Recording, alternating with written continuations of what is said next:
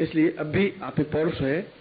पौरुष का मतलब है अच्छा कुटुंब, पौरुष का मतलब है अच्छी संतान, पौरुष का मतलब है योग्यतम होना, पौरुष का मतलब आकर्षक होना, पौरुष का मतलब है प्रभावित करने की क्षमता होना, सुंदरता का मतलब है अपने आप में चिर यौवन बनना और वृद्धता नहीं आना। ये मेरा मतलब है और बिल्कुल सात्विक अर्थ है, सात्विक चिंतन है और शास्त्रों में ये प्रमाण है।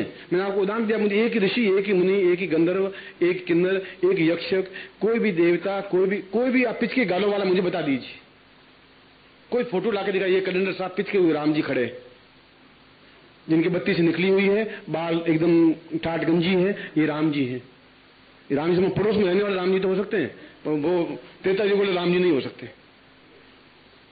कोई कृष्ण जी का देखिए आप गाल सो तो गाल, मैं देखता हूँ मेरे गाल ऐसे कब बनेंगे। मैं तो उल्टा उन कृष्ण को देख देख करके दुखी होता हूँ कि तुम्हारा इतना सुंदर चेहरा, कभी बुढ़े होते नहीं तुम, बिल्कुल जवान।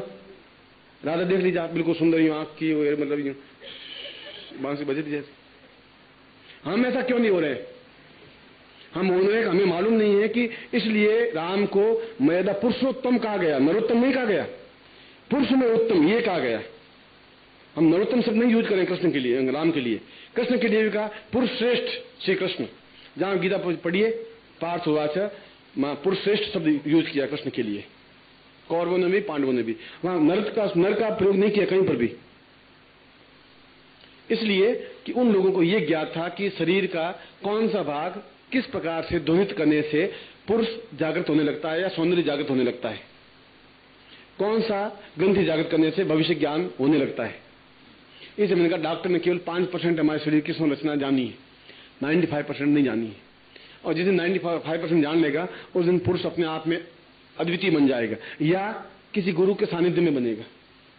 जिस सदगुरु को ज्ञान होगा तो भगवान कपड़े पहनने से ज्ञान नहीं हो सकता। भगवान कपड़े मैं भी कल पहन लूं, मैं भी सन्यासी था, 18 साल तक सन्यासी रहा हूं, भगवान कपड़े पहन करके, लंगोट लगा करके। आज मैं चिमटा तुम भी लिए हुए घूमता रहा हूं पूरे हिमालय में। मैं भी सन्यासी रहा हूं, मैं भी गृहस्थ भी रहा हूं। इस सन्यासी में लक्षण क्या है मुझे जानता हूं, फ्रॉड क्या होती है सन्यासी में जानता हूं, गृहस्थ में फ्रॉड क्या होता है ये मैं जानता हूं, ज्ञान क्या होता है ये भी जानता हूं, चेतना क्या ये भी जानता हूं। 18 साल पूरे जवानी के जहां मुझे मौज मस्ती जिंदगी में व्यतीत करनी चाहिए वो मैंने पत्थरों में घिस करके हिमालय में व्यतीत की है। बिल्कुल यूं मखमली गद्दों पर बैठ के गुरु नहीं बनाऊं। इसलिए अगर मैं कहूंगा दो टूक साफ कहूंगा, न मैं डरता हूं, न हिचकता हूं, न घबराता हूं, क्योंकि कोई भी पंडित मेरे सामने खड़ा हो जाए मैं उनको प्रणाम तो जरूर करूंगा। हरे पंडित को मेरा प्रणाम है, जिसने भगवान कपड़े पहने नहीं पहने उनको प्रणाम है। मैं ज्ञान एक अलग चीज है, साधना एक अलग चीज है। रामचंद्र मानस की कथा तो वही है, राम जी पैदा हुए, फिर बड़े हुए, फिर बाल कांड, फिर युगांड, किसके कांड, फिर सीता जी चली गई, फिर लड़ने के लिए युद्ध हुआ, फिर जोड़मान जी मिले, फिर वापिस आ गए। अब जहां भी आप सुनोगे इसके अलावा दूसरी कहानी कुछ बनेगी नहीं।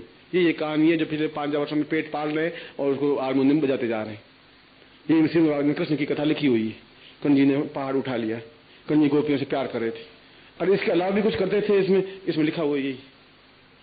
उनको केवल इससे जिंदगी में जो न्यूनता बहुत दूर नहीं हो सकती, जिंदगी में न्यूनता साधना करने से दूर होगी। इसलिए साधना और कथा में अंतर है। आप हारमोनियम लाई, मैं इससे अच्छा हारमोनियम बजा करके आपके सामने इससे अच्छा समुद्र कंठ से रामायण की चौपाई में बोल सकता हूं और मैं आपको सुना सकता हूं और मंत्र मुग्ध कर सकता हूं। वो उसे होगा क्या कि राम जी वहां गए और विश्वामित्र के साथ गए या ताड़का को मारा या मतलब वहां हनुमान जी से मिले, ये ऋषिमुख पर्वत पर मिले, मगर उससे हुआ क्या? मतलब हमारे जीवन का मिले वो तो किया, उन्होंने किया, इसलिए वो पुरुषोत्तम कहलाए। हम पुरुषोत्तम कैसे कहलाएंगे? मैं ये प्रश्न ये तुमसे पूछ रहा हूं।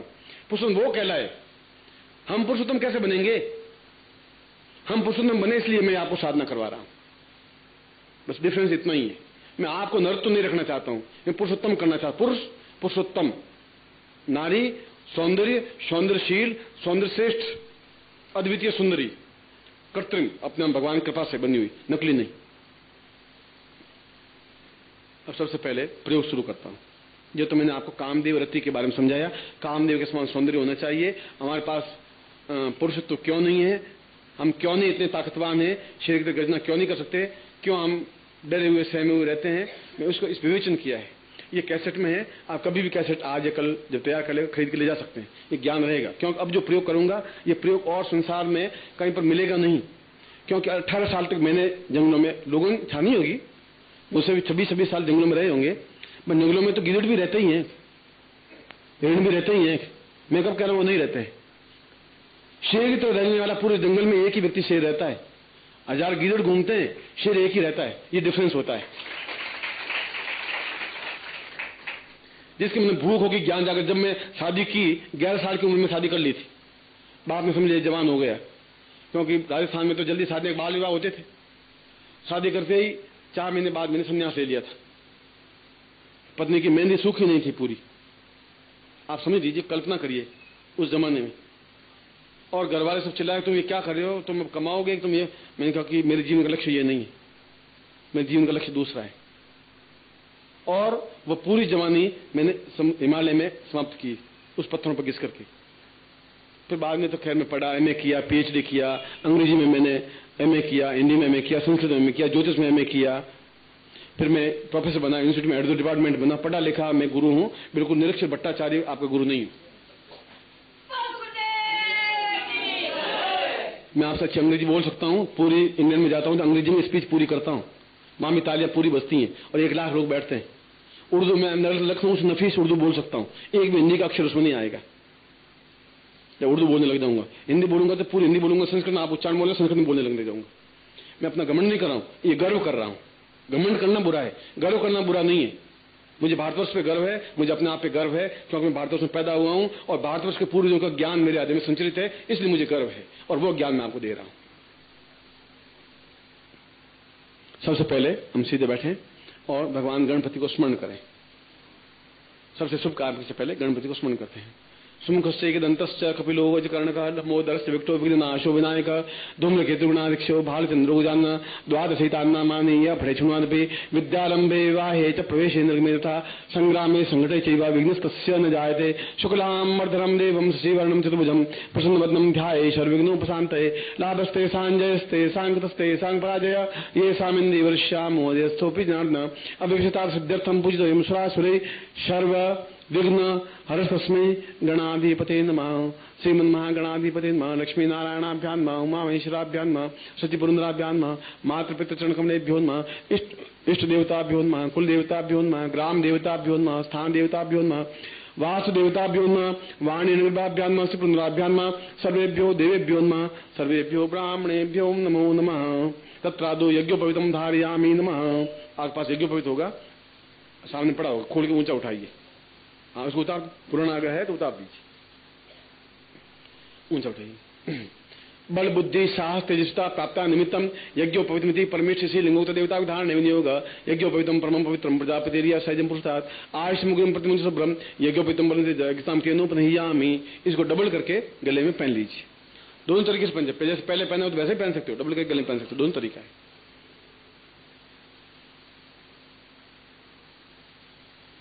अब हाथ में संकल्प दो, आज ऐसा करिए और सोचिए कि इसमें जल है, ये मान के चलिए। वो जरूरी नहीं जल में जल, बस उसकी साक्षी होनी चाहिए, गुरु साक्षी होनी चाहिए, जल की साक्षी होनी चाहिए, मतलब इतनी सी बात है। जल के लेने का मतलब ये है। ओम भारत से बदखंडे जमुदी वैशाली मासा के बौद्धावतारे समसे समन्वय गोसम 2021 मार्क्सिस्ट मासिक संचियासु तत्रादुम संनिवासे अपता लक्ष्मी प्रातम प्रात लक्ष्मी त्रिकाल स्नानम सकल मन इप्सित कामना सिद्ध्यर्थम लोके वासे भाराज द्वारे सर्वत्र यशा विजय लाभादि प्राप्तम स भार्यस्य स पुत्रस्य स बांधवस्य अखिल कुटुंब सहितस्य सबसो समस्त भय व्याधि जरा पीड़ा मृत्यु परिहार द्वारा आयु आरोग्य था म अमुक गोत्रोत्पन्न हम। आपका गोत्र यादव गोत्र, जाति यादव जाति, अमुक शर्मा हम नाम बोलिए। ताम पूर्ण कामदेव रति सौंदर्य प्राप्ता निमित्तम पौरुष प्राप्ता निमित्तम स साधना तुभ्यम हम संपर्दे। छोड़ दीजिए, ये तो शिखा बंधम चोटी की गांठ लगाइए। मानस तोकते मान आखि मानो गोख मानो सुख मानो भी भाव महे स्वास्थ्य तिलकम करता। कुमकुम पड़ा सामने, इसको ले लेके अपने लाट पर तिलक तो किया हुआ है, तो भी तिलक करिए। नमो सुनताय सहस्र मूर्तये सहस्र पादाक्षर भावे सहस्र नामने पुरुषाय शाश्वते सहस्र कोटि धारणे नमः। तिलकम कृत्वा। अब आपके पास माला है, इस माला को हाथ में लीजिए। ये माला मैं सिद्ध कर रहा हूं, मतलब ऐसे यूं घुमाना, बस यूं, जैसे माले में, जैसे कि ये माला आपको इफेक्ट करे, सिद्ध सफलता दे। ओ माले माले महामाये सर्वशक्ति स्वरूपिणी चतुर्वर्ग तस्मान में सिद्धिदाम भव पूर्ण सिद्धि प्राप्ता निमित्तभ्यम संपर्दे। अब इसको आप गले में धारण कर लीजिए धीरे धीरे आराम से। इस माला से मंत्र जाप करना है। ये जो मंत्र दूंगा वो फिर यंत्र है, इसके ऊपर लिखा हुआ अनंग यंत्र, आप पढ़ लीजिए। ये अनंग यंत्र यूं सामने बिल्कुल यूं ऊपर अनंग यंत्र लिखा हुआ है, सीधा गलत मत पहन लेना, गलत मत पकड़, सीधा पकड़ना, यूं इसलिए कहा है। और इसको ले लीजिए, इसको जल से स्नान, ऐसा सोचिए जल से स्नान करा रहे हैं। ओम अपवित्र पवित्रो वा सर्वावस्थांग तुफा यस मलपुनिकाख्यम सबाया जल स्नानम समर्पयामि। पय स्नानम, पय दधि स्नानम, दधि स्नाने घट स्नानम, घट स्नाने मधु स्नानम, मधु स्नान शर्करा स्नानम, पंचाम स्नानम। ओम पंचमदिया पंचदासो देशे भविष्यता पंचाम स्नानम समर्पयामि। अब गंगा जल से वापस स्नान करना। ओम गंगे च यमुने चैव गोदावरी सरस्वती नर्मदे सिंधु कावेरी जलेस्मिन् सन्निधि कुरु ब्रह्मांडोद तीर्थानि कृष्णरे तेन सत्यन्मेदे तीर्थम देहि दिवाकर प्रच्छयामि। इसको पहुंच लीजिए। तिलकम कृत्वा, कुमकुम पड़ा है, बिल्कुल मध्य में बिंदी लगाइए। तिम कामदेवाय नमः स्थापयामि नमः। अब जहां अनंग लिखा है ऊपर, ऊपर की ओर दूसरी बिंदी लगानी है कुमकुम लेकर के। पूर्ण सौंदर्याय कामदेवाय नमः। अब लेफ्ट हैंड में उधर उस साइड में उस किनारे पर बिंदी लगानी कुमकुम की। पूर्ण यौवन प्राप्ताय सौंदर्याय नमः। अब दक्षिण इस साइड में इसके यंत्र के बिंदु है। पूर्ण मनोइच्छा कामना सिद्धि प्राप्ताय नमः। अब नीचे की ओर बिंदी लगानी है। पूर्ण चैतन्य मम पुरुषत्व सौंदर्य जागृताय पूर्णत्व एतस्मान् मम मनोवांछित काम सिद्धाय सातभ्यम संपर्दे बिंदी लगानी है। अब दोनों हाथों से कुमकुम लेकर के पूरे यंत्र पर लगा देना, लाल कर देना इसको। ओम पूर्वस्ताम पूर्णा एतस्मानम सकृते कल्याणताम नमोस्ता पूर्वा सा चित्तम कल्याणताम दीर्घोतस्मानम सतभ्यम संपर्दमृतम। वो जो थे पूर्ण पुरुषाय समस्त सौंदर्य यौवन चैतन्य पूर्णताम श्रेष्ठताम सफलताम साम तुभ्यम संपर्दे है। अब इसके ऊपर से कुमकुम लेकर के फिर ललाट पे तिलक कर देना है। इसके ऊपर से कुमकुम लेकर के ललाट पे। अब इसके ऊपर थोड़े थोड़े चावल चढ़ाने आपको, एक एक बिंदी लेकर के। ओम अक्षुन्नमी प्रियादुगत अशोकथसु भानवो विप्रान यामति जामि साम पूर्णत्व पुरुषा निमित्तम सचित्निम परिपूर्णम कर्णाश्रेषा तुभ्यम संपर्दे है। वे चावल हाथ में ले लीजिए, अपने ऊपर छिड़क दीजिए। वे कामदेव या रति आपके शरीर में स्थापित कर रहा हूं, इसलिए इस यंत्र को इस प्रकार से पकड़ लीजिए। दाहिना राइट हैंड, ये आपका राइट हैंड है। और मैं जहां जहां इसको लगाऊं वहां जैसे पूरे शरीर में कामदेव स्थापित हो जाए, पूरे शरीर में रति स्थापित हो जाए, इन सौंदर्य और पौरुष दोनों स्थापित हो जाए। इसलिए ओम पूर्ण मस्तिष्कम सा पूर्ण तो स्वानम सा पूरे काम तो व्यम संप्रदाय तत्रा दो बायां हाथ है तुम्हारा, मैं दाहिने हाथ से कह रहा हूं। तो लाटे सा पूर्ण आयतो स्वानु लाट सौंदर्य सा तुभ्यम संप्रदे नासिकायाम सा घ्राण शक्ति पूर्ण तुभ्यम संप्रदे तथा दो मुखे सा पूर्ण वाग देवी साम सौंदर्य साम तुभ्यम संप्रदे ग्रीवायाम मंशनी ताम पूर्ण स्वम ग्रीवम शंख पंच वक्त्र ताम पूर्ण तुभ्यम संप्रदे वक्षस्थलो साम पूर्ण क्षीण सात्विको सा पूर्ण वक्षस्थम सा तुभ्यम संप्रदे तथा दो कुचल स्थाप्यम तथा दो हृदय जहाँ खड्डा है हृदय पर हृदय साम पूर्णत्व हृदय श्री साम कामदेव स्थाप्यामी नमः उदरे साम पूर्ण सौंदर्य स्थाप्यामी न नाभौ सा नाभिमन नाभि नाभौ सा पूर्ण पुत्र पुत्र स्थाप्याम पूर्ण सौंदर्य स्थाप्यामी न जंगे ताम पुरुषम जंगाभ्याम पूर्ण सौंदर्य स्थाप्यामी न पदभ्यो साम पाद्म तंगाम ताम पुरुषम बाहुभ्यो बलमिंद्रगुम अस्तोमी क्रम बीजम आत्मक्षित्रम कुरुम पृष्ठ पीठ पर आग्राम पूर्वशातभ्यम से समस्त शरीरे ताम एतोस्मान सा कृतिम कल्याणताम दीर्घो सातभ्यम संपर्दे है। इसको साम दोनों हाथों में ले लीजिए और ये गुटिका इसके ऊपर रख दीजिए, यंत्र के ऊपर। ये गुटिका आपके पास में होगी, गुटिका को यंत्र और दोनों हाथों में यंत्र को लेना है।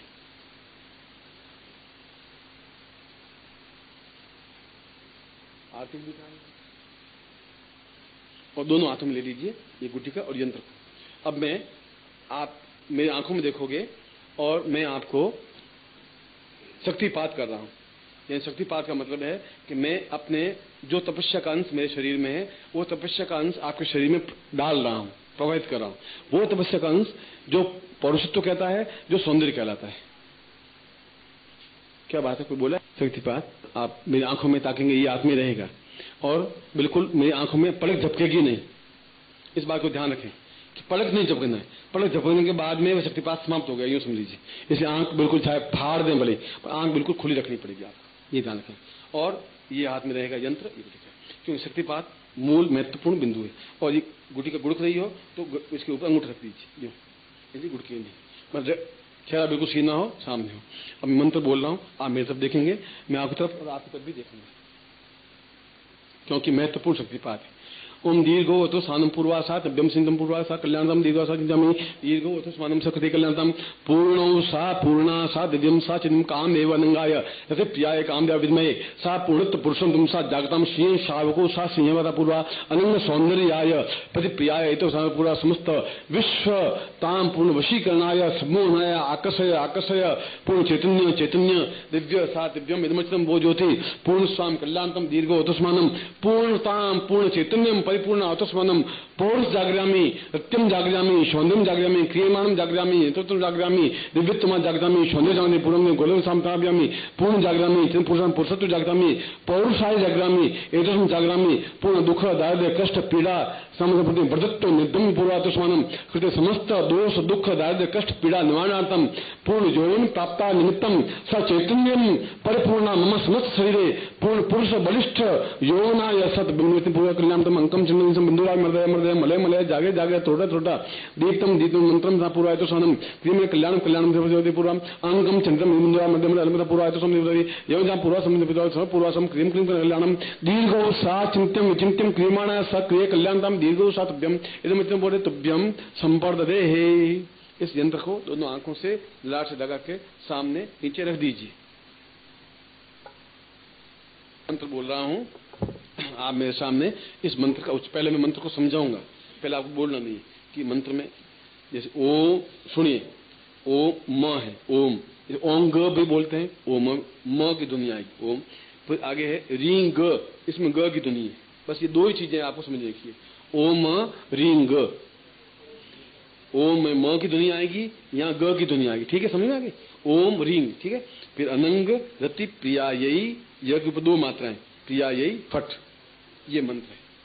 इसमें मूल बिंदु रींग बीज है, ये अपना पे महत्वपूर्ण है, रींग WREENG, वो रींग, क्लियर। अब मैं मंत्र दे रहा हूं, अब आप मेरे साथ उच्चारण करें, ओम रींग अनंग रति प्रियायई फट, ओम रींग अनंग रति प्रियायई फट, ओम रींग अनंग रति प्रियायई फट। इसी माला से, तो आपको माला दी है, इस माला से या कोई नवीन माला से, ये माला तो आपके शरीर में 24 घंटे पहने रहनी चाहिए, जिसकी आपके पौरुषत्व को जागृत होती रहे, नारी को भी पुरुष को भी। और स्फटिक माला से अगर आप मंत्र जाप करें तो ज्यादा अच्छा रहे। यदि कोई वजह से आप स्फटिक माला नहीं खरीद पाए तो मैं उसके लिए आप बाध्य नहीं कर रहा हूं कि इस माला से मंत्र जाप करें, फिर इस माला को वापस पहन लें, पर आपकी माला दूसरा कोई नहीं पहनेगा, इस बात को ध्यान रखें। रात को सोते समय खोल के रख सकते हैं, सो फिर स्नान करके वापस पहन सकते हैं, ये इस बात को ध्यान रखना है। और इसमें रोज 5 माला इसकी मंत्र जाप करना चाहिए आपको। आपने गुरु दीक्षा ली होगी, फिर भी मैं गुरु मंत्र आपको दे देता हूं।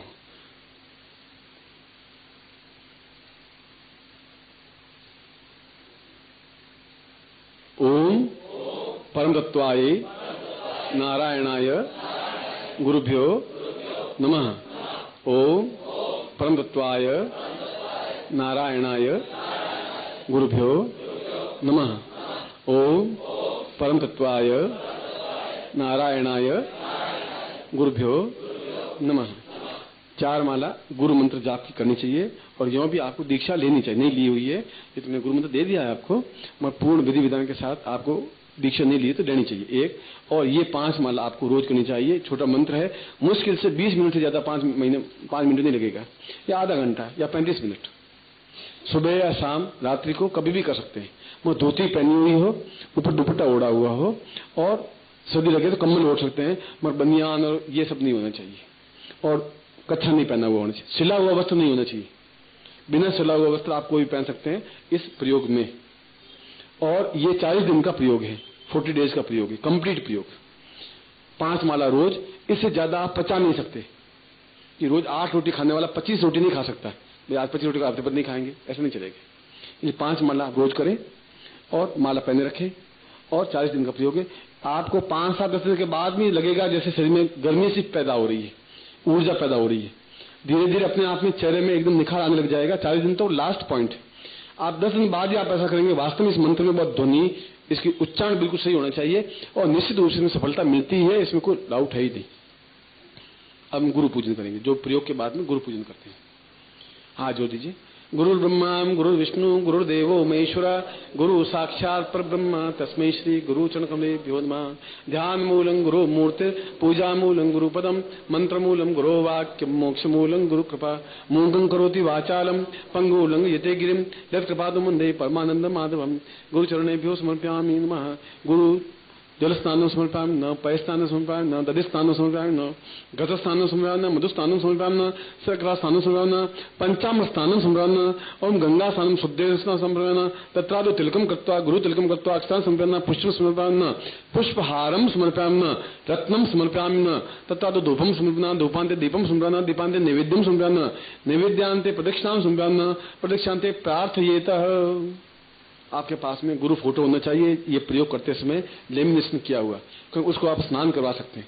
तो कागज के गुरु चित्र को स्नान नहीं करवा सकते और उसके ऊपर कुमकुम के तिलक कर सकते हैं। वो आपके साथ में रहने से सिद्धिदायक होगा ही।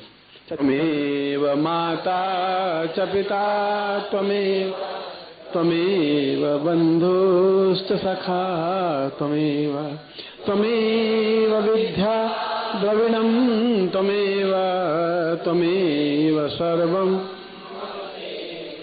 तीसरी बार और त्वमेव माता च पिता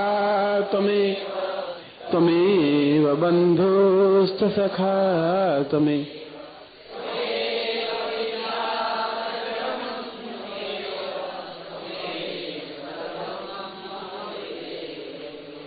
तुम्हें आधी से ज्यादा सफलता तो गुरु पूजन से ही हो जाएगी।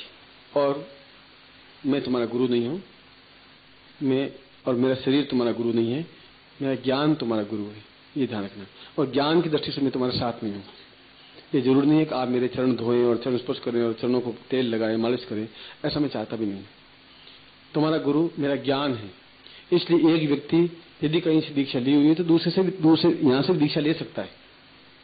जहां भी ज्ञान मिले वहां से प्राप्त करने में कोई, मेरी जिंदगी में कम से कम 30 गुरु हुए, दत्तात्रेय के जीवन में 24 गुरु हुए, भगवान राम के जीवन में 2 गुरु हुए, वशिष्ठ और विश्वामित्र 2 गुरु हुए, कृष्ण के जीवन में 2 गुरु हुए। कोई गुरु, हम किसी गुरु के प्रति अविज्ञा नहीं करनी है। अगर आप कहीं से दीक्षा लिए तो लिए, अच्छा है, आप दूसरे गुरु से दीक्षा ले सकते हैं, लेनी चाहिए। और उस प्रकार से गुरु पूजन करने से, और यहाँ गुरु पूजन पुस्तक है, छोटी सी पुस्तक, आप लीजिए और उसमें 5 मिनट लगते हैं, उससे आप गुरु पूजन करें और आप खुद देखिए। उसके बाद इस मंत्र जाप को करें, गुरु मंत्र जाप को करें। गुरु मंत्र जाप 4 माला नहीं कर सकते, 1 माला करिए। इसकी 5 माला जरूर करिए 40 दिन तक। उसके बाद में इस माला की जरूरत नहीं है कि रोज उठ करके केवल 5 बार उच्चारण कर लेंगे तभी बहुत है। छोटा सा मंत्र है, अपने आप में बिल्कुल सही है। ये 40 दिन का जब कंप्लीट हो जाए प्रयोग, तब इस यंत्र को नदी में या जल में प्रवाहित कर देना है, क्योंकि एक रोटेशन बनता है। ये लाइट लगती है, ये नेगेटिव पॉजिटिव है, एक तार नेगेटिव जाता है फिर पॉजिटिव से मिलता है, जो ही पॉजिटिव से मिला लाइट लग जाएगी। खाली नेगेटिव तार लगाने से लाइट नहीं लगेगी, खाली पॉजिटिव तार लगाने से भी लाइट नहीं लग सकती। पूरा रोटेशन सर्कल बनेगा तो लाइट लगेगी। ठीक उसी प्रकार से यंत्र को नदी में प्रवाहित करके कामदेव के पास वो यंत्र की ध्वनि जाएगी, कामदेव आपसे वो पूरा रोटेशन बनेगा। यह गुटिका भी प्रवाहित कर देना है, वह प्रवाहित कर देना है। केवल माला को आपको धारण किए रखना है, उसको प्रवाहित नहीं करना है। ठीक है। ये 40 दिन का प्रयोग होने के बाद में यदि आप कभी बाहर जाएं तो यंत्र को सामने लेके जाएं, साथ में वही दिया अगरबत्ती धूप दीप इसमें कुछ जरूरत नहीं है, केवल मंत्र जाप इसमें आवश्यक होता है। जहां भी जाए वहां भी प्रयोग कर सकते हैं। धोती पहन के करना चाहिए। मैंने कहा सिला हुआ वस्त्र पहन के प्रयोग नहीं कर सकते अपन, अगर सफलता पानी है तो। इसमें न को सूतक लगता है, न को शमशान, कुछ ऐसा होता ही नहीं। सौंदर्य में सौंदर्य है, कोई दिशा है, न कोई कुमकुम है, न अक्षत है, न धूप है, न दीप है, नैवेद्य है, न तांबुल है, न प्रदक्षिणा है, कुछ भी नहीं। इसमें न आसन है, इसमें केवल मंत्र जाप है और विश्वास है और श्रद्धा है और समर्पण है। 4 चीजें आवश्यक। सुबह 4 बजे से लगा के दूसरे दिन सुबह 4 बजे तक।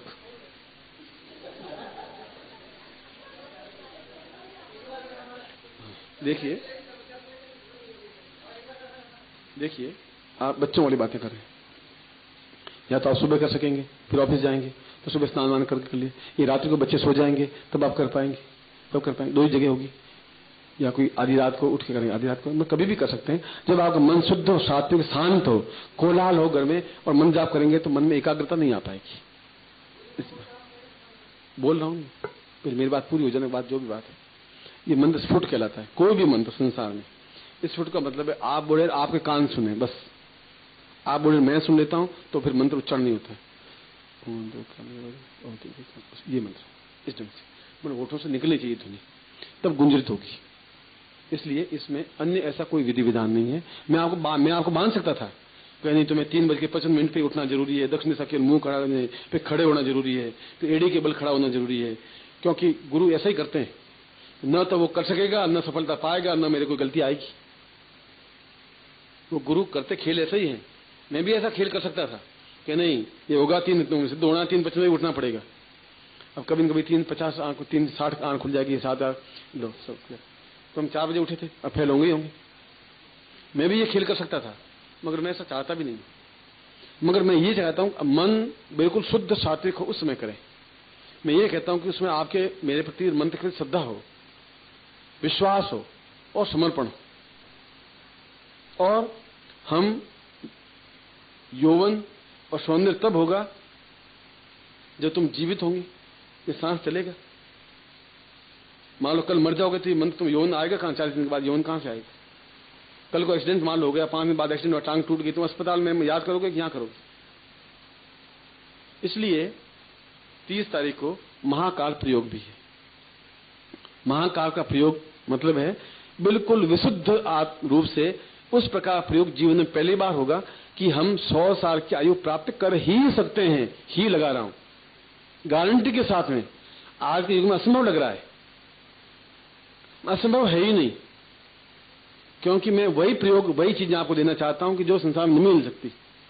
हम स्वस्थ रहेंगे तब पूरा शरीर यौवनमान बन रहेगा, जीवित रहेंगे, जागृत रहेंगे, चैतन्य रहेंगे। जीवित, जागृत और चैतन्य तीनों रहने के लिए महाकाल का प्रयोग करवाने के बाद में ये प्रयोग करवाते थे गुरु। मैं आप लोगों को आशीर्वाद देता हूं कि आप साधना में निश्चित रूप से सफलता प्राप्त करें। यदि आप सही तरीके से गुरु पूजन कर सकेंगे और इस मंत्र का जाप कर लेंगे श्रद्धा, विश्वास और समर्पण के साथ में। अगर श्रद्धा नहीं होगी, अश्रद्धा लाभ नहीं दे सकती। श्रद्धावान लभते ज्ञान। साधना में सिद्धि के लिए श्रद्धा आवश्यक है, पूर्ण विश्वास होना चाहिए और निश्चित रूप से सफलता मिलती ही है। और मैंने 80 साल के लोगों को भी वापस यौवनवान बनाए हुए देखा है, मैंने किया है। 80 साल के वृद्ध भी, आप 80 साल के नहीं हुए। मुझे अपने आप में कॉन्फिडेंस है, क्योंकि उन्होंने अपने आप को समर्पित किया है। गुरुदेव या तो आप डुबो देंगे, डूब जाएंगे, या बचा देंगे। इसलिए मैंने आपको पहले ही कहा था कि मेरा शरीर दबाने की, मुझे धोती कुर्ता देने की, मुझे 5 पे रखने की जरूरत नहीं। मैंने मना किया आपको। मुझे केवल इतना ही कहा है कि आप पूर्ण विश्वास के साथ मंत्र जाप करेंगे, सफलता आपको मिलती ही है, हर हालत में मिलती है। और एक बार मैं फिर आपको हृदय से आशीर्वाद देता हुआ, और ये हमारा सौभाग्य है कि हम इस साधना में भाग ले रहे हैं। सौभाग्य इस दृष्टि से कि साधना में भाग लेना ही अपने आप में सौभाग्य है। भाग्य तो हरे के पास में है जो रोटी कमा के खाता है। उसके आगे 2 अक्षर और लगते हैं, या तो 100 या 2, सौभाग्य या दुर्भाग्य। दुर्भाग्य का मतलब है कि सामने चीज पड़ी है, हम उसको नहीं खा पाए, ले नहीं पाए, उपयोग नहीं कर पाए, ये दुर्भाग्य है। और प्रयत्न करके उस चीज को प्राप्त कर लें, उसको प्रयत्न तो करना ही पड़ता है, आना पड़ता है, क्या करना पड़ता है और उस चीज को प्राप्त कर लेना पड़ता है। मगर वो चीज दोबारा बाजार में नहीं मिल सकती तुम्हें। तुम जाओ कि मोती बाजार में या कोई महल में जाके या लाल किले में या चांदनी चौक में वो सामान मिल जाए, या वो प्रयोग मिल जाए, या वो साधना मिल जाए, वो नहीं मिल सकती। और कोई पंडित भी नहीं दे सकता।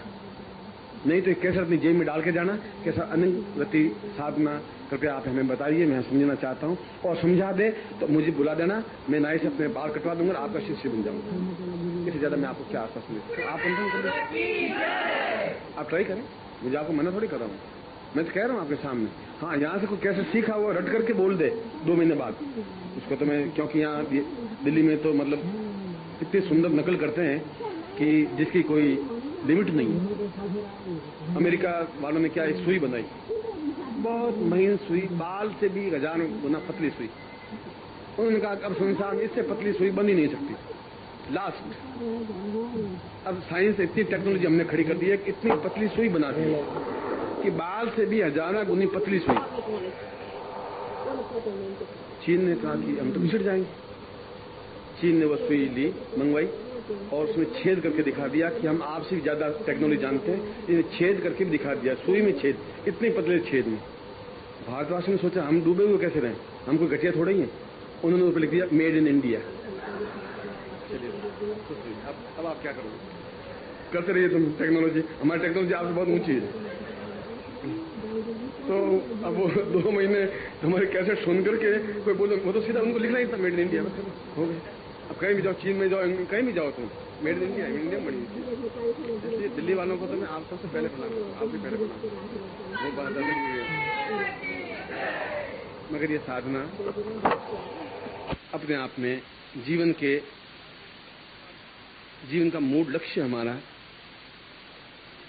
सौंदर्य और पौरुष, 2 ही लक्ष्य होते हैं। अब भगवान ने जो को दे दिया वो दे दिया। जो भी शरीर, जो भी आकर्षक यष्टि, देह जो दे दिया है, हम उसको तो, और कुछ हमने बिगाड़ दिया है अपने शरीर को। कुछ भगवान ने तो ठीक ही दिया था, हमने व्यसन करके, गलत संगत में पढ़ करके, दुर्व्यसनों में पढ़ करके और गलत संगति से हमने अपने आप की पौरुषत्व को खत्म कर दिया है। इसलिए पुरुषत्व खत्म हो गया है और नारी का सौंदर्य भी खत्म हो गया है। मैं आज से 40 साल पहले भी नारी का सौंदर्य देखा करता था। पुरुष, दिल्ली में भी रहा हूं, कलकत्ता में भी रहा हूं, बंगाल में भी रहा हूं और मद्रास में भी रहा हूं, शहरों को देखा है, ज्योतिष सम्मेलन किए हैं और मैंने सौंदर्य देखा है और आज भी सौंदर्य देख रहा हूं। इतना अधिक चेंज कि उस सौंदर्य के सामने ये सौंदर्य हकीकत में फीका सा है। इसमें बुरा मानने की बात नहीं है। उस पौरुष के सामने भी ये पौरुष अपने आप में बिल्कुल तुच्छ है। वो पौरुष अपने आप में अलग था कि चलता था तो जमीन पांव रखता था तो कुआं खुद जाता था, पानी निकल जाता था बाहर, वो पौरुष था। हम चलते हैं तो कण भी नहीं हिलता, ये पौरुष नहीं है।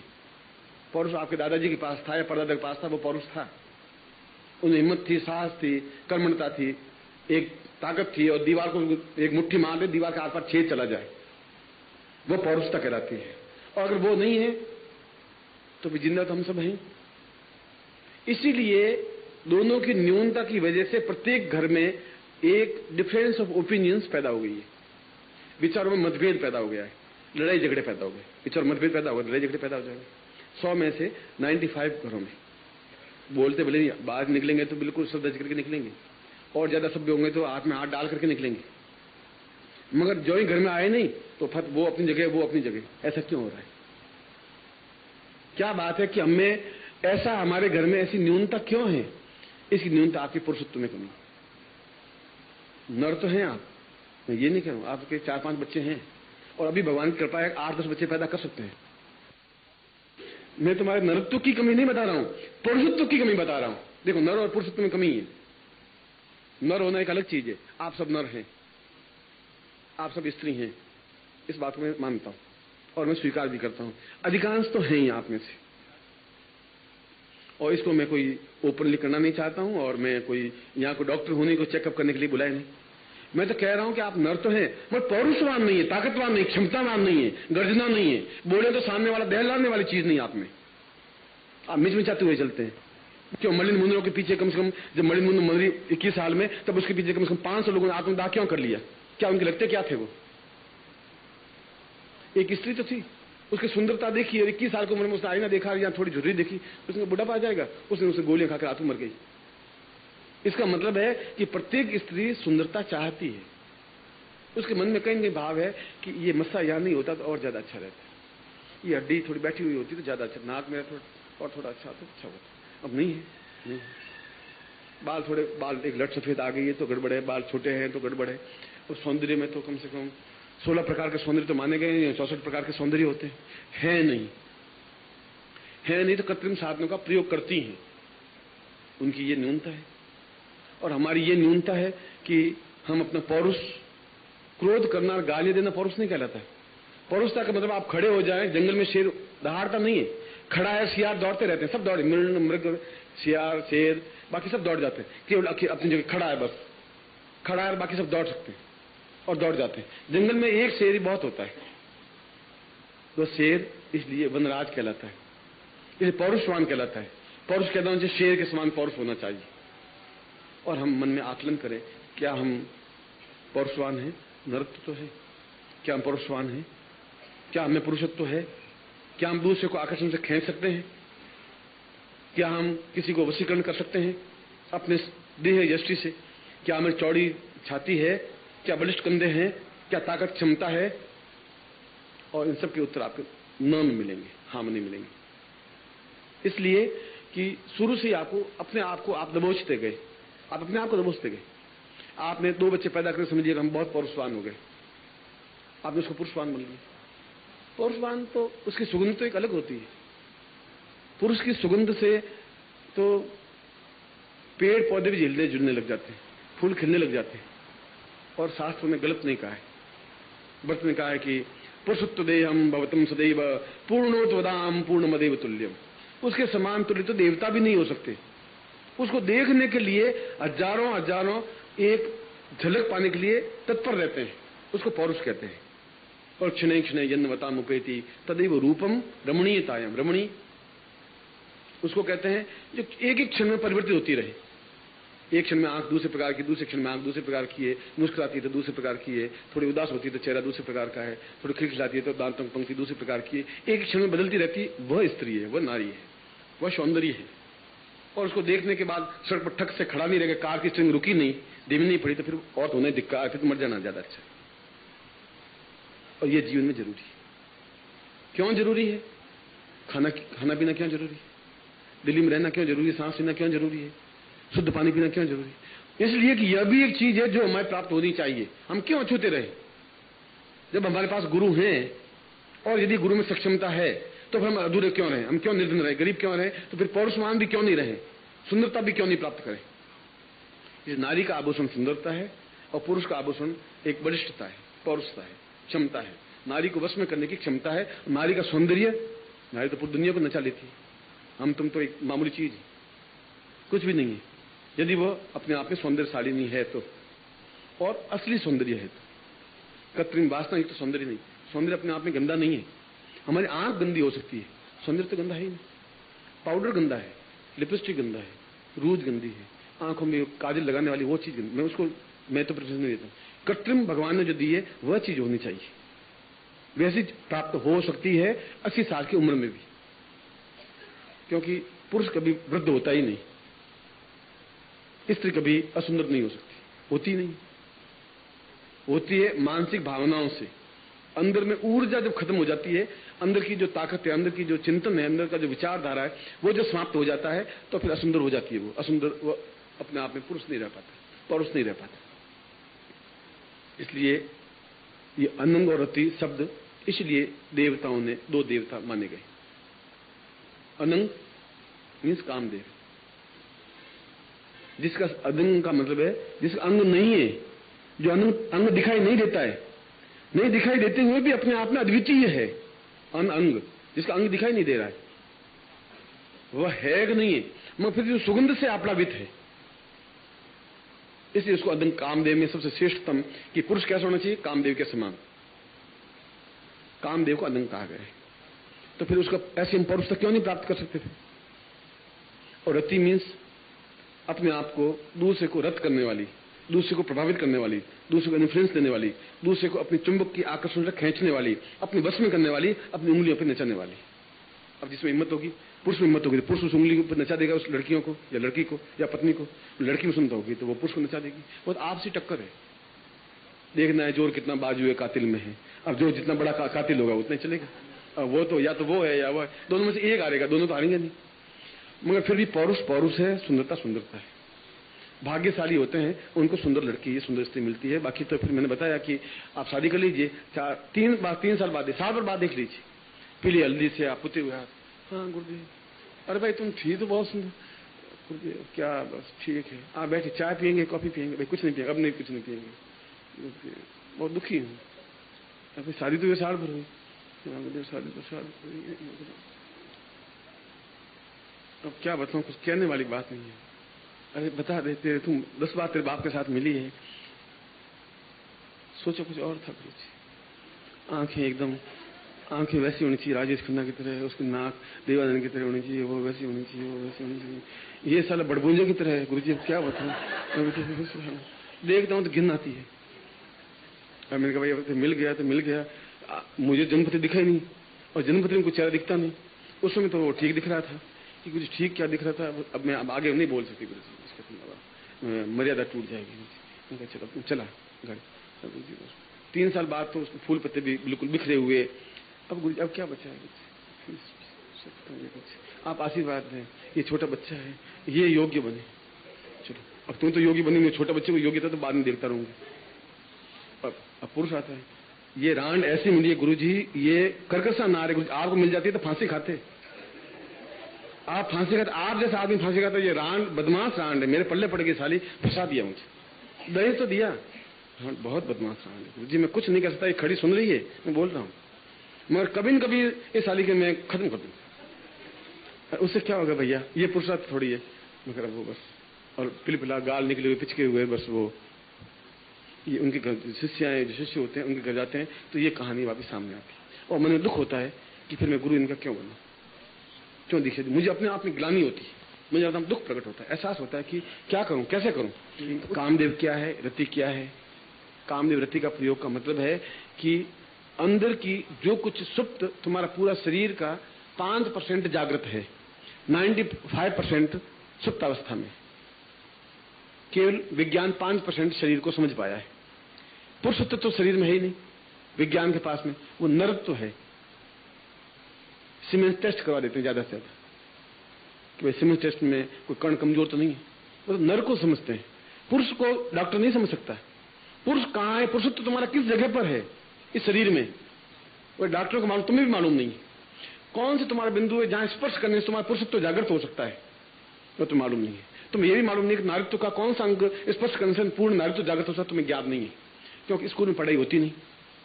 माँ बाप ने इस विषय को दबोचे रखा जिंदगी भर।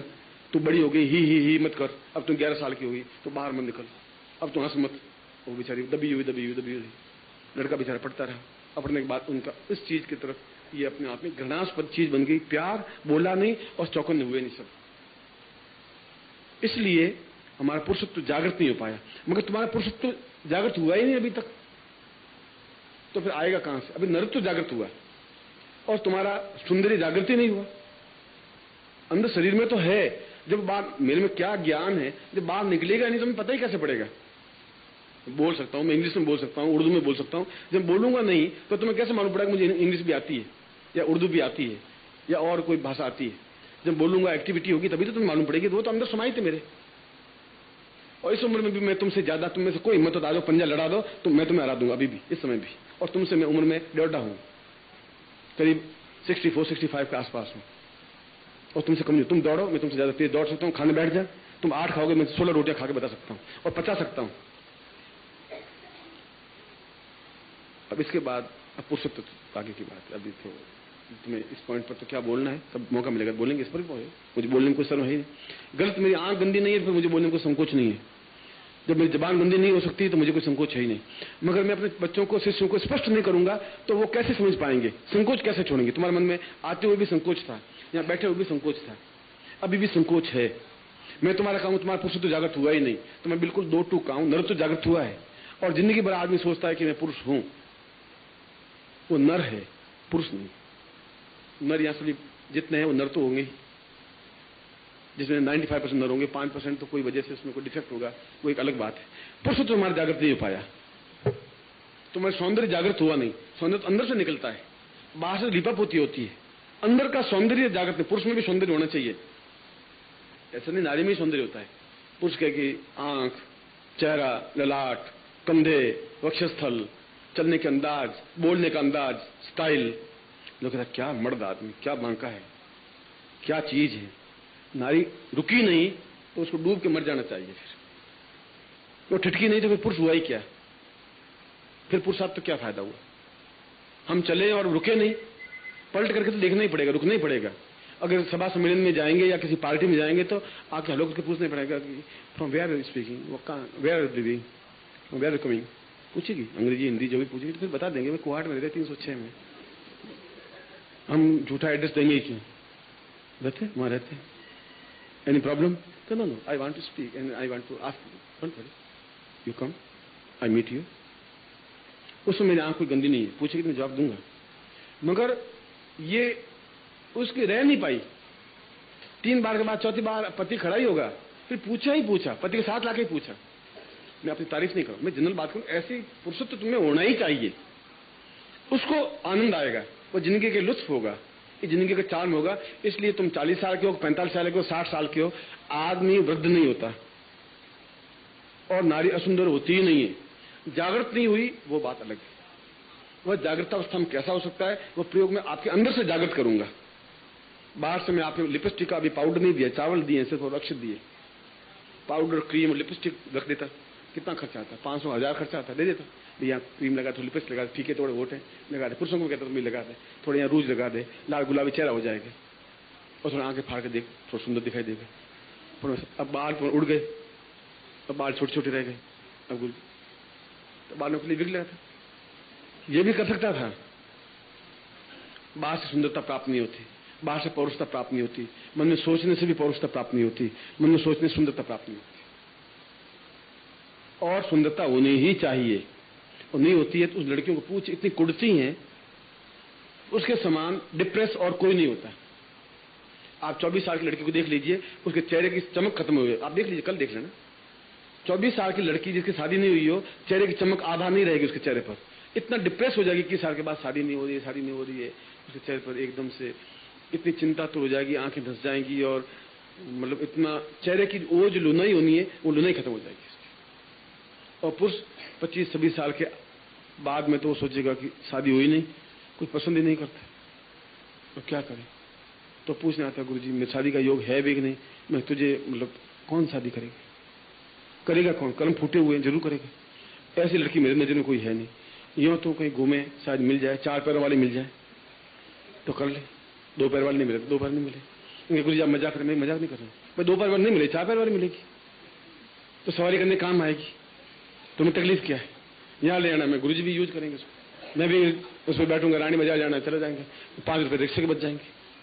कि गुरुजी आपसे 100 रुपए देके मिला। मैंने कहा मैं कहां से लड़की ढूंढ के लाऊं तेरे लिए? ऐसे पिचके हुए गाल और आंखों चश्मा तो मुझे तो दिखाई दे नहीं रहा है, और मैं तेरी लड़की ढूंढ के लाऊं, मैं कहां से लाऊंगा? और जनपद को निचोड़ू तो उसमें से कोई लड़की निकलेगी नहीं, मैं कहां से लाऊंगा? दूसरों ने कहा जल्दी शादी हो जाएगी, मैं उसको आशीर्वाद देता हूँ तेरी शादी सुंदर हो जाए, कार्ड भेज देना मेरे पास, मैं आ जाऊंगा। घोड़े पर तो सुंदर दिखाई देगा ही देगा।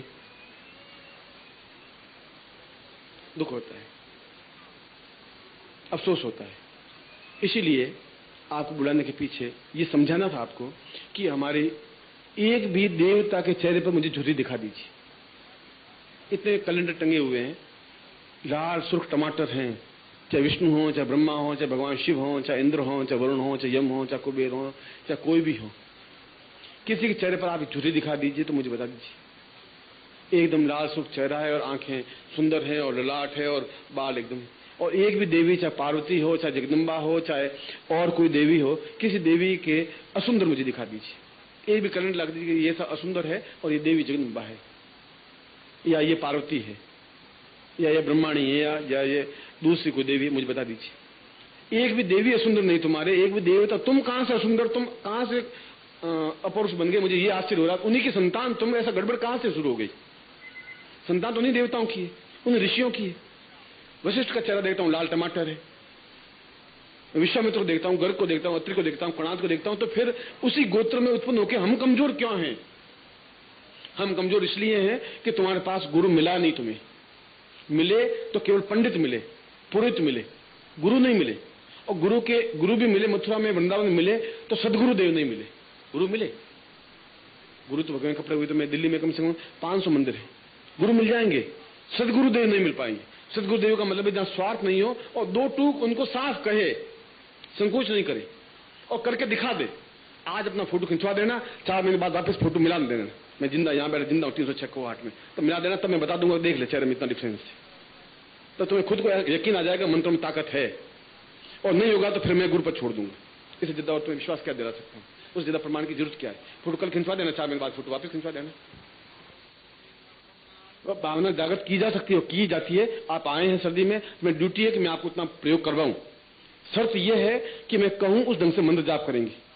आप मेरी सेवा मत करिए, मेरे पाँव मत दबाइए, मेरे फोटोग्राफर से भी फोटो मत खिंचवाइए, आपका जो फोटोग्राफ उससे फोटो खिंचवाइए। तब आपको मालूम पड़े। आसपास कहेंगे क्या हो गया, 4 महीने बहुत चेंज हो गया, कि लॉटरी निकल गई क्या, ऐसा कहने लग जाएंगे, ऐसा पूछने लग जाएंगे। या तुम क्या च्यवनप्राश यूज करती हो, या आजकल बड़ी सुंदर बन रही हो बन ठन करके, हुआ क्या है तुम्हें, कुछ कहीं इसके लड़ रहा है क्या? बस वो अपने ढंग से बात सोचेंगे।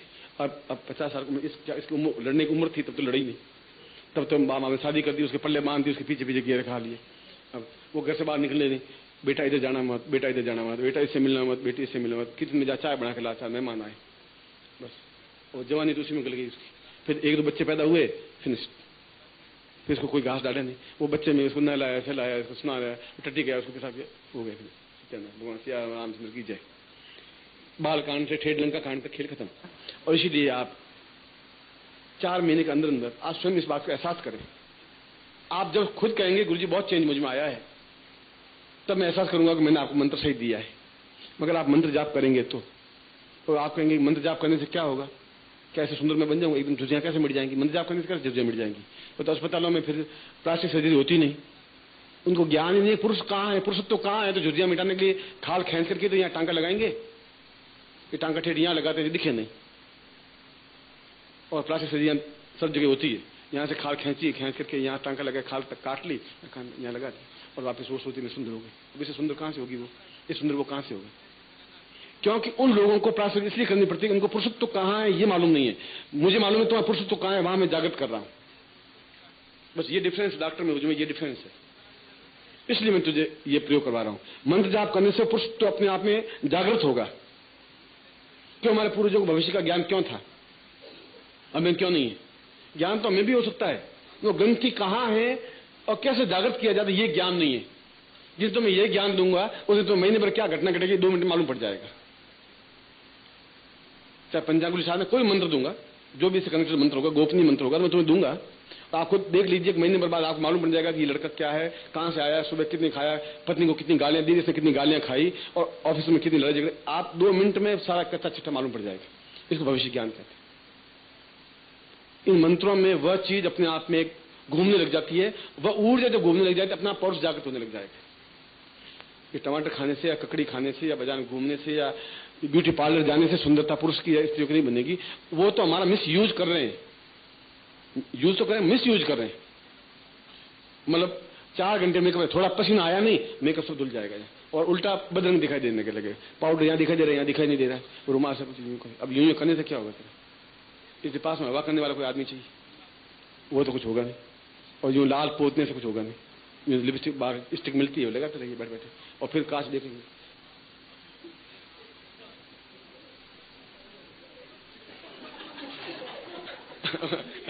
उससे क्या होगा?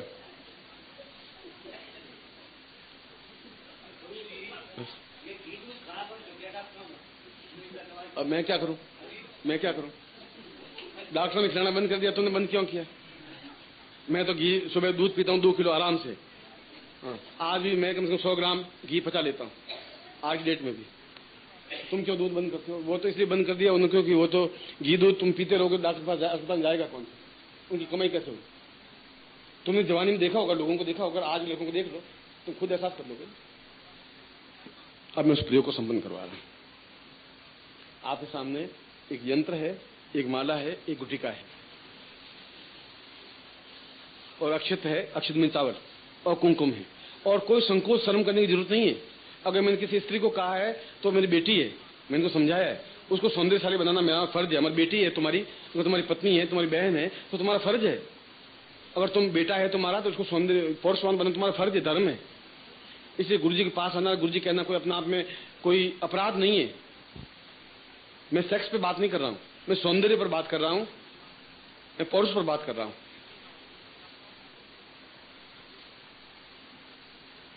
और जो मंत्र दूंगा, किस ढंग से मंत्र जाप करना है और किस प्रकार से हम 100 साल तक भी अपने आप में सिंह की तरह गर्जना कर सकें, शेर की तरह रह सकें, बलिष्ठ रह सकें, ताकतवान रह सकें, क्षमतावान रह सकें, और कितनी विपत्ति आए तो घबराए नहीं, विचलित नहीं है। शेर के ऊपर चारों तरफ शिकारी आ जाते हैं तो घबराता नहीं है, फिर भी शिकारी के ऊपर फलांग करके निकल जाता है, इसलिए शेर कहा जाता है। इधर हो करके खड़े हो जाते हैं। जो ही अब से गुड़की पिलाई, बेटा सिडान। हाँ सर। लेट क्यों आए? सर आज साइकिल पंचर हो गई थी। कितनी बार पंचर होती है महीने में? सर कई बार हो जाती है, भैया साल भर पहले लिया था। मैंने कहा नौकरी चली जाएगी, बैठ जाओ। जो ही गुड़की खा के घर आए तो नहीं कहती तुम्हें सब्जी मंगाई थी, लाए क्या? तो लाए क्या सब्जी मंगाई? जाओ तो सब्जी लेके आओ। कभी सब्जी ला देते हैं हमें, अब मैं सब्जी बनाऊं, माता खोपड़ी पकाऊं, कहूं क्या करूं? अब तुम करोगे क्या? जहां जाओ वही हेडक। ये इस समस्या को मिटाने के लिए ये प्रयोग करवा रहा हूं।